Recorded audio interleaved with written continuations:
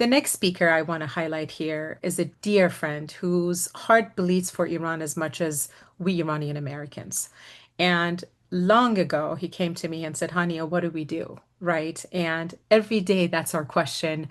How do we get involved? What do we do? And so it brings me nothing but great pleasure to introduce to you Khury Petersen-Smith, who is the Michael Ratner Middle East Fellow at IPS and co-director of the Neo Internationalism Project. He researches U.S. empire, militarism, and migration, and has worked with movement resisting U.S. intervention from the Middle East to the Pacific. He co-authored the 2023 Black Voices and Ceasefire statement signed by over 6,000 Black activists, scholars, and artists.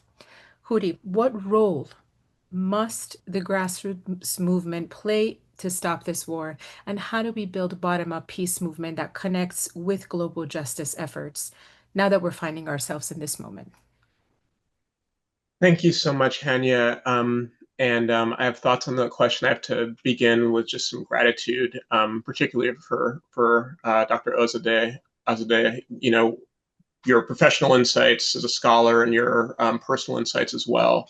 These are things that we're not hearing in the mainstream media. These are the voices that we don't hear, along with yours, Hanieh. So I just real gratitude to Rootsaction for elevating these voices, along, of course, with Dr. Kuznick's historical insights and Brother Jeffrey's insights as well. I'm really grateful for this event and to be part of it.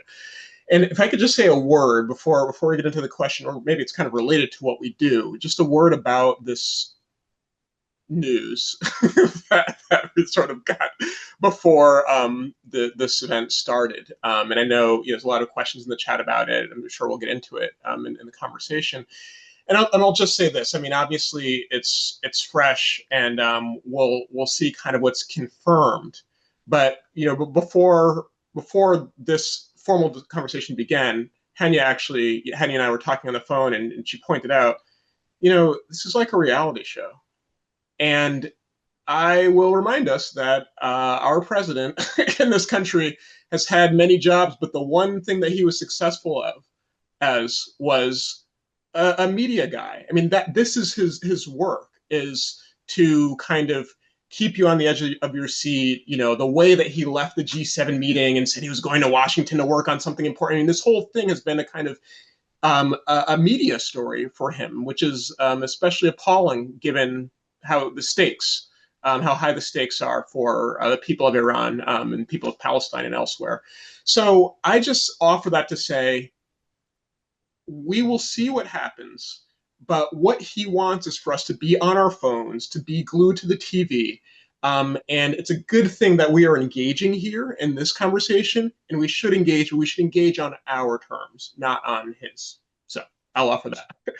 Okay, so that said, before getting to where we are today, I do want to start back with a couple of things from, almost 25 years ago, because of course,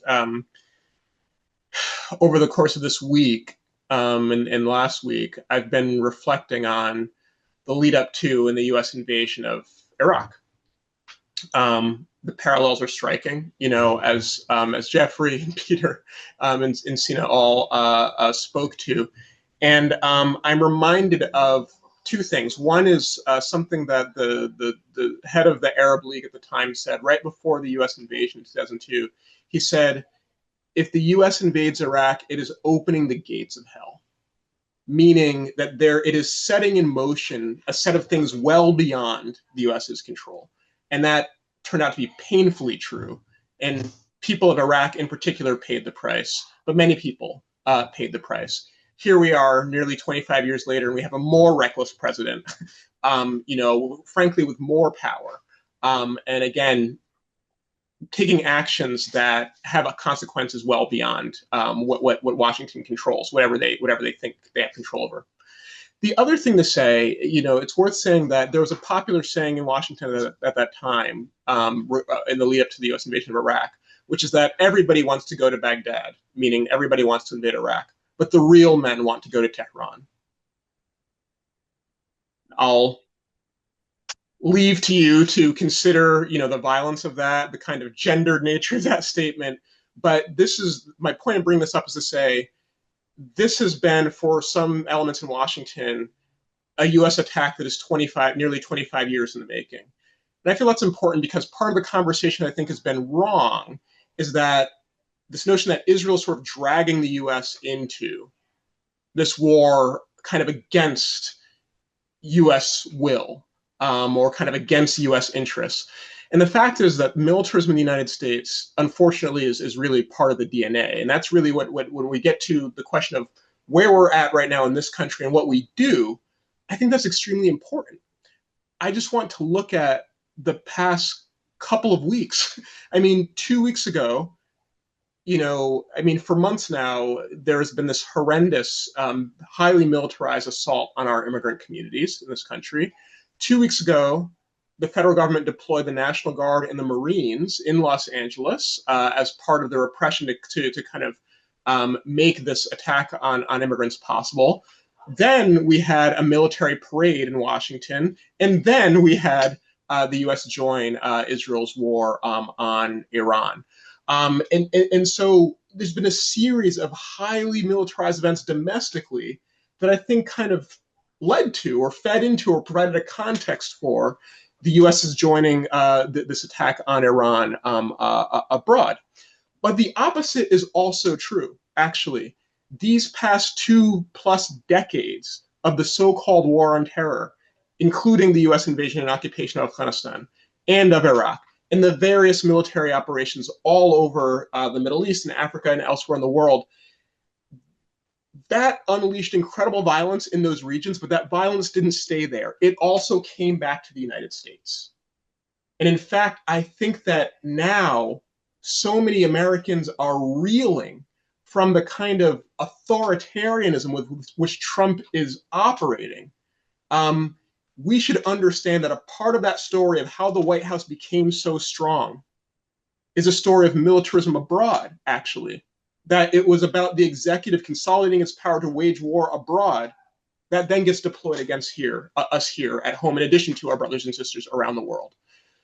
My point being, what is happening in Iran, and I think it's obvious for everybody on this call, but I want to say it, so we can say it to people across this country. What's happening to people in Iran and the people in Palestine, let's not forget about this genocide, this ongoing genocide in Gaza, right? And the people in Lebanon and Syria and Yemen, right?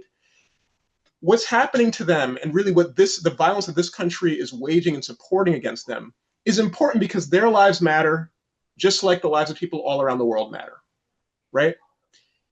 However, if for whatever reason that is not compelling enough for Americans to throw down, and oppose what's going on, I hope it is compelling to know that that violence will not stay in Iran. It will not stay in Palestine. It will be deployed against us here also.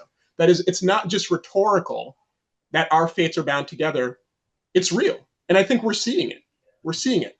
So I'll end on this, which is the good news. The good news is actually that more and more Americans are seeing it.